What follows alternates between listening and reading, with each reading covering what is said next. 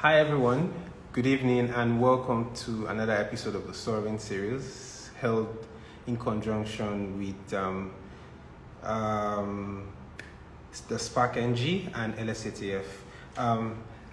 Welcome you once again. It's been a fun few weeks and we've had the opportunity of speaking with amazing people in the ecosystem. And today we're also speaking with another amazing person. Let me see if she's online yet. Not yet. And the whole essence of the Soaring series is to talk about, what entrepreneurs are facing, this period of COVID and how they can emerge out of it post-COVID better, stronger, and more equipped to deal with the challenges that come with running your business. I mean, on a typical day, running your business is not easy, and then just imagine adding that layer of COVID on it. And so Investive Capital thought that one of the best ways to support entrepreneurs at this time is to provide the needed information. I'm of the opinion that access to information is actually one of the biggest things that hold entrepreneurs back. Hi Abimbola. Abimbola is online, and information on where to get funding, information on how to do business, information on what to do when you have challenges, and that's why we're doing this series with the Spark and LSCTF. Abimbola is coming on.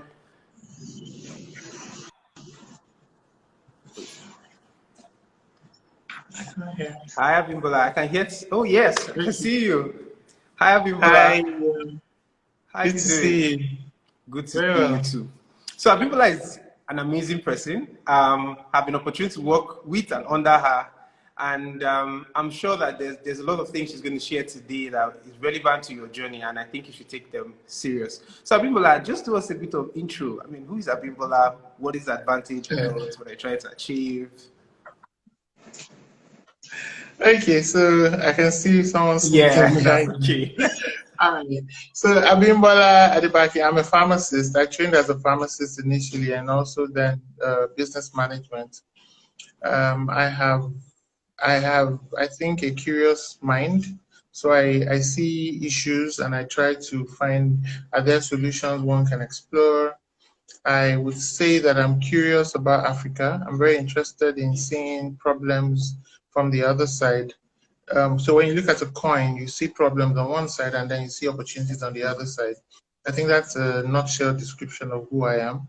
I have probably worked in so many sectors that I can't call all of them. So I have served as the management consultant in insurance, banking, in electronic payments, done quite a lot of work in power at a point in time in agri, fashion, and so on. But I came back to my own sector, that's pharmacy, to do something. I saw a fallow ground. I saw an area that needed some progress, and I've come to bring things around aggregation, networks, and technology, and that's what we are about in Advantage Health Africa. We think that the problems of access, affordability, and quality of healthcare, they can be addressed using technology, using the power of networks, and also, collaborating with others. All right. Abimbola is just being modest, to be honest. I know there's a story behind, your foray into healthcare and pharmacy. Can you please tell us that story? There isn't any particular story that I can refer to. But you see, healthcare is really key and very germane to us living as great people. If you look at Africa, we've got about 1.3 billion people. We've got a huge market here. We've got markets for agro products. We've got markets for fashion. We've got markets for education and so many other parts. But you see, the market for healthcare is not considered a market because healthcare is not considered a business. And I come from the background that Africans can solve African problems. I learned that from our common leader then, Mr. Tony Elumelu. That really, if you think about healthcare from the business perspective, then you might actually see it better. My husband had a health issue a while back, and because he's British, he quickly flew to England, and I followed a few weeks back, and my mind just opened up. I couldn't believe the distance between the access he had to healthcare in England compared to what we had here when he was being attended to. The gap is huge. The investment is huge. The trust, the level of service, the confidence you have, it's a huge gap. And he survived. He survived that cancer scare. He survived so many other procedures after that. And I tell myself, what's going on here? We had a particular incident that he needed something for a particular device when he was back on one of these trips. And I said, don't worry, we'll get it. Is it not this device? Let's go to all the top pharmacies. And we went to Lagos Island, VI, Ikoyi, thinking because it was high end, that's where we'll get that device. We took a trip of almost 2 hours around from one pharmacy to the other. We just could not get it. I was so embarrassed because, I'm supposed to be the health.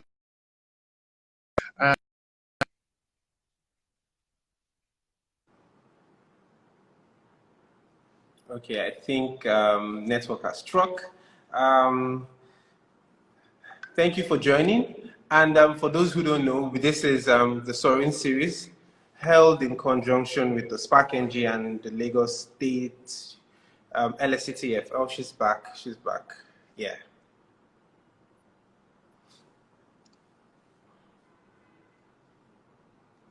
And if you have questions, don't be afraid or scared to type it in the comment section. So you're back. Yes, I am back. Yeah. So I left out the talk about the fact that, we had the cash to pay, but didn't have access to the device. So how many other people are going around looking for a particular medication and they just can't find it? To me, it was clear we needed to create access beyond what we had. And to do that in a credible manner and at a scale that my eyes had been open to, I needed to form the aggregation. So those are some of the things that led to, making sense of a chaotic situation that we found ourselves in healthcare. Okay, that's actually an incredible story and really, really, really relatable. Many of us have that one relative that has had to go through one healthcare drama or the other because of, access to even the right medical advice, access to the right specialist. So yeah, I'm sure a lot of people can relate to that. Now COVID has come, right? And so many businesses are suffering. And most of them are not suffering because maybe of the lockdown, the valuation. A lot of them are suffering from foundational issues, not employing the right set of staff for themselves, not putting in the best business process. Can you talk on startups building the best business processes for themselves that will ensure that when there's a tragedy or when there is a pandemic or when there's something when there's hand of God, right, they can at least survive that phase? One of the things that you would find with startups is that we don't have everything together. We just try and, make do. I think the phrase is we jomo to the answer. And it's because you have the idea, you start running, and then you build structure afterwards. There's this article I read a while back about, which one do you balance, the entrepreneurial spirit or the administrative spirit? And really, it's a delicate balance you must find. But there are various things you must put in place operationally. You must put in place a standard or guidelines for example, for risk. You must understand what kind of risk can materialize. What if I have 3 major clients and a competitor comes and those 3 major clients, decide to go with the competitor? What will I do? What if I have one key partner and that partner is the one that opened up a vast number of users to me? If that partner, decides to walk away from the partnership, what do I do? So risk has to be, assessed and then mitigants put in place. The earlier entrepreneurs and startups can do that, I think the better. And so we saw very clearly revenues. The traditional revenue sources in a pharmacy would be threatened by poor numbers, walking customers. People would hesitate to come in because they're afraid, or they just want to be there in the lockdown. You'd also find that access to your medication through a choppy supply chain would affect you even having the medication. We also saw that our over-dependence on China and India affected the prices of medication. So those who were going to replenish at the wholesale and distributor level were hiking prices. So we also had to increase prices, and we had a backlash from the public. You saw cases on social media of people walking into a pharmacy, seeing something that was 10,000 before and is now 30,000 and making a big deal. Look, the source of the medication had changed. So there were those things. But then we also had the compounding of lockdown where our staff who needed to come work in essential services could not find transportation. So we had opening hours affected and all that. So the traditional source of income was going to be affected, and we knew that. But we're so fortunate that we had more or less prepared for a time when you had a second line of business, and that's the mymedicines.com, which for us transcends physical structures. And so now it's become fashionable for people to talk about, online businesses and so on. But because our mix of businesses had originally been tech-enabled and then physical, we were able to quickly pivot, and our non-physical business actually jumped up so many folds. Demand grew 6 times, and conversion to sales actually grew about 4 times. So that's really helped us. But the third thing that happened was we became creative. My team saw an opportunity for us to create COVID-related materials, so sanitizers, face masks, face So one shields, of them. you know, right. I'm sure you saw my pharmacy and my pharmacy up and down. So that gave us a new source of revenue, and we did, very good numbers with that. So our board, we have a board of directors, and that's another thing that entrepreneurs must please look at. Even if you don't have a board of directors, at least you must have an advisory board. This represents a number of people, 2, 3 people who are able to see more than you can see, or able to see what you're seeing, but see it from a different angle. So it gives you leverage, it gives you a step ahead, it gives you confidence, and it helps you to avoid certain minds in the field that you're playing in. So our board of directors had advised, great, you must begin to look at a structural change or a business change, and that's happening, and it's really helping us to be strengthened. You must also look at your finances. How are you spending cash? What are you spending cash on? How are you bleeding or wasting? And what can you bridge in that? For us, we had organized ourselves as a virtual team. So we normally work virtually. So those who work in the pharmacies work in person, but the rest of us typically work virtually, and we meet virtually on Fridays, and then maybe once a month we meet and so on. So our coping with the lockdown was almost, seamless. We released our own business continuity plans very early, and therefore people were able to just continue to work virtually. And those who had been working in person then transited to more of being virtual, the virtual form. So those are the kind of things that helped us. Interestingly, I tell people that COVID has forced people to see that you don't need all your staff seated in one place to be productive. You can actually have a decentralized team and actually hit your goals. This period now, everybody's screaming, you have to go and use tech now because social distancing and all. And talking about my medicine, you have leveraged tech heavily. What are the kinks or what are the issues with, integrating tech with your platform or building your platform with tech? What are the things you need to look out for?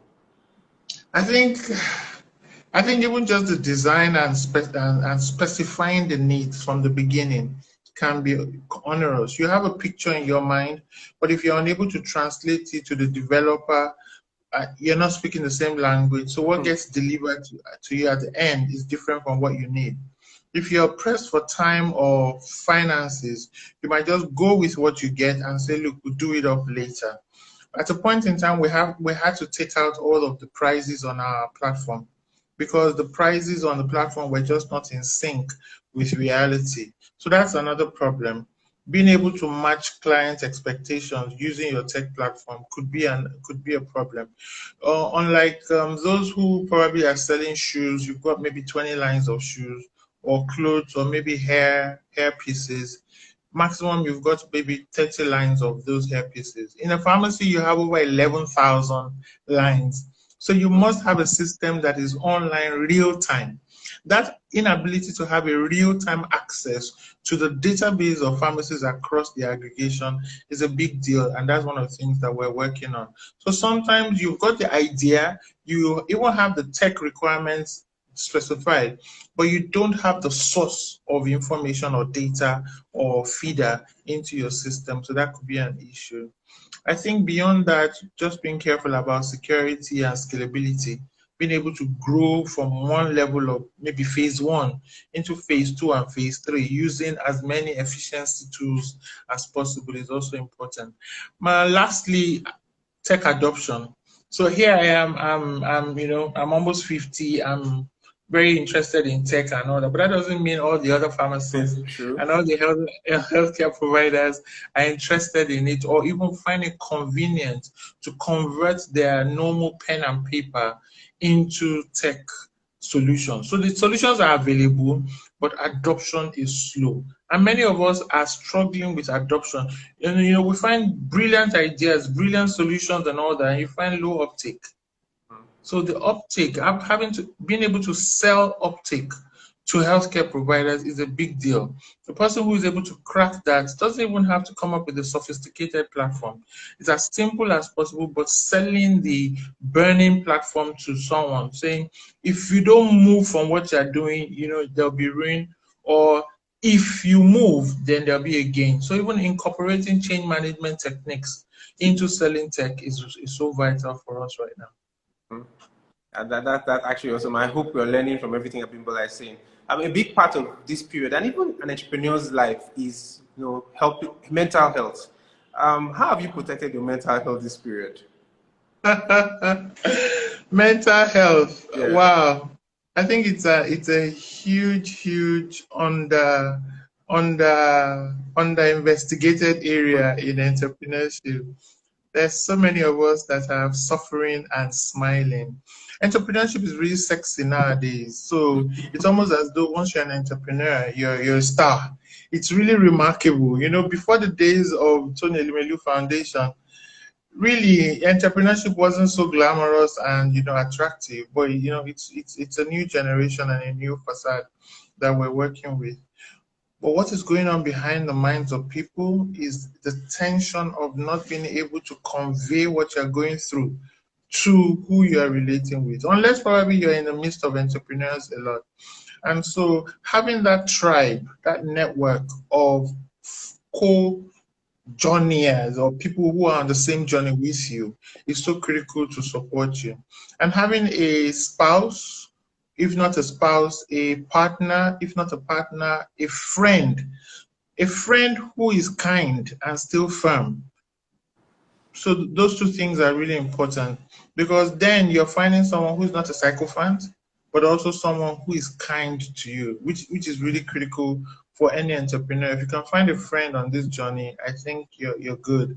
And being able to pace yourself. So knowing who you are and knowing where your strengths lie. If you don't know, if your self-awareness is really flawed, you think you can do everything, or you think you can do most things, and you don't regard those who bring their expertise on board, and you wave them aside, or just beat down their confidence, then you tend to be on your own a lot, and you cannot really carry the burdens.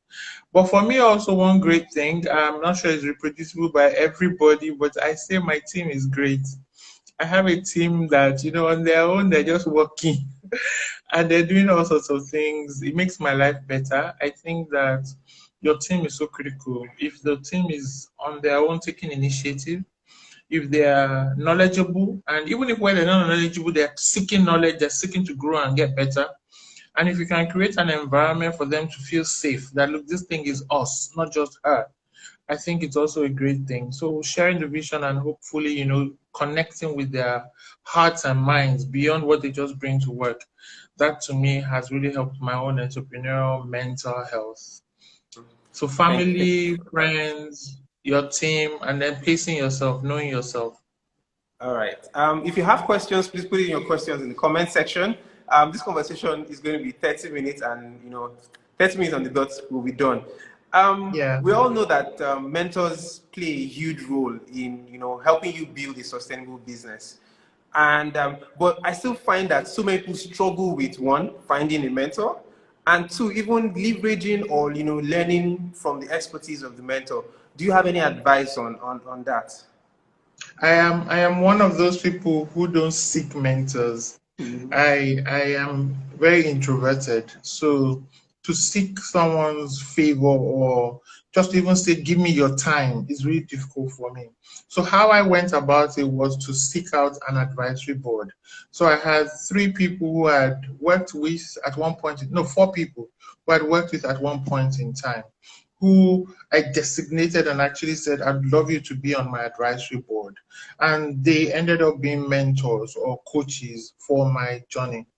The other thing that I've been fortunate with is when I was seeking funding for my organization, I stumbled upon an angel network, and they also recommended a venture builder.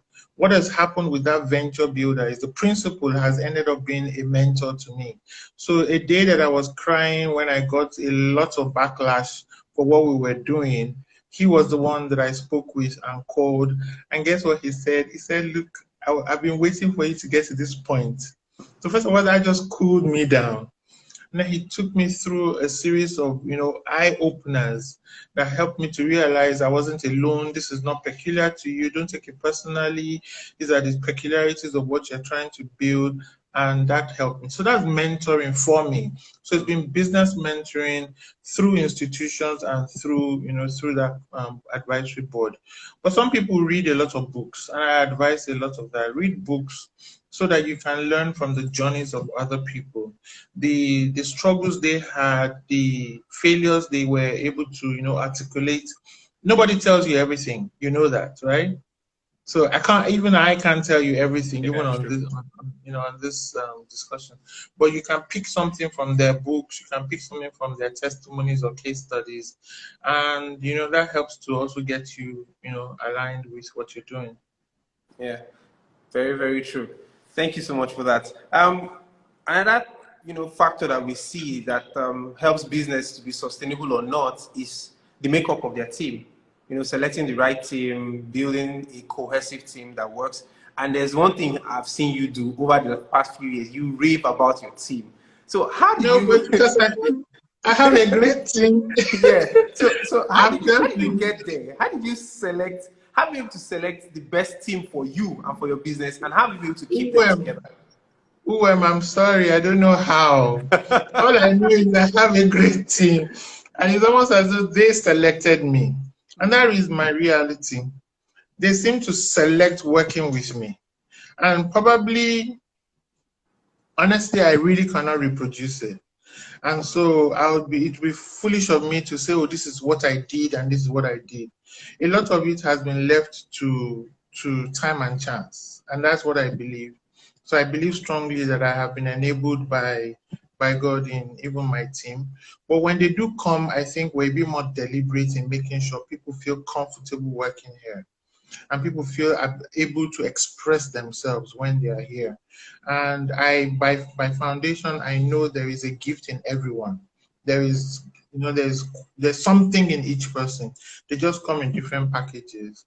So probably one of the things we do is that if you work here, you even tend to want to bring someone to come and work here.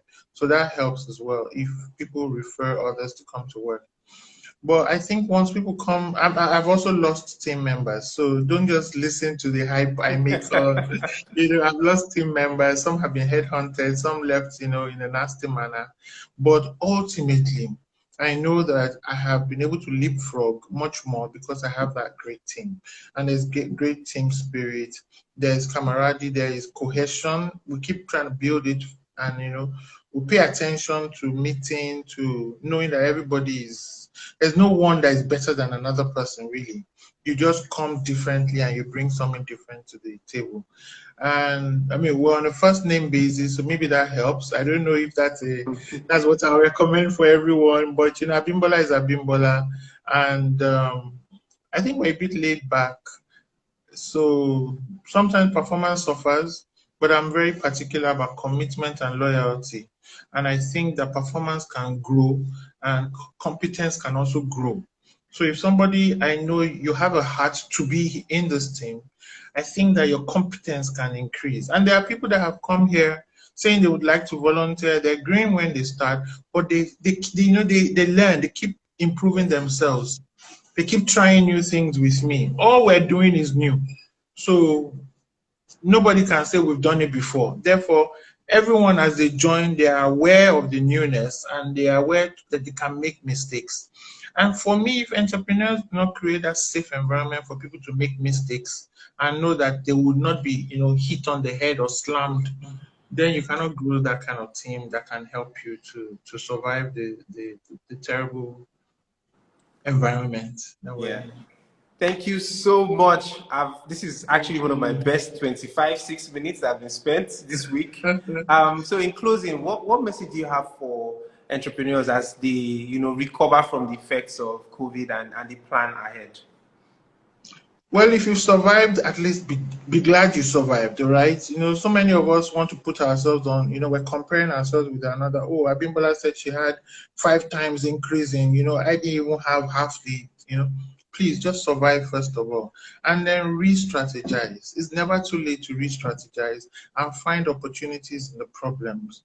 There are problems all around, logistical, finance, people, market size, all sorts of behaviors are changing. How people are choosing what to even pay money for is changing.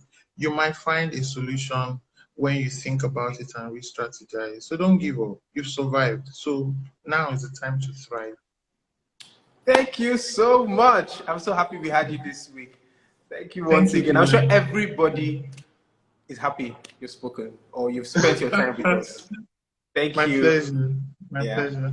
All right. Bye. Bye. All right, everyone. This has been an amazing conversation with Abimbola Adebaki, CEO of Advantage Health Africa and mypharmacy.com or mypharmacy.ng. Please go online and check them out. They're an amazing, amazing health outfit.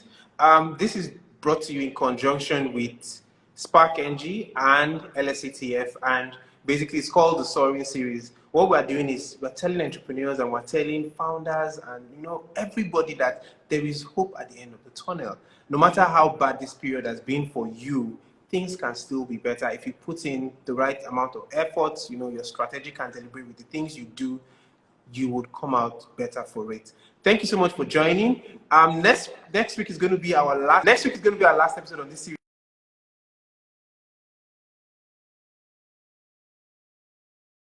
And I am so looking forward to it. See you next week.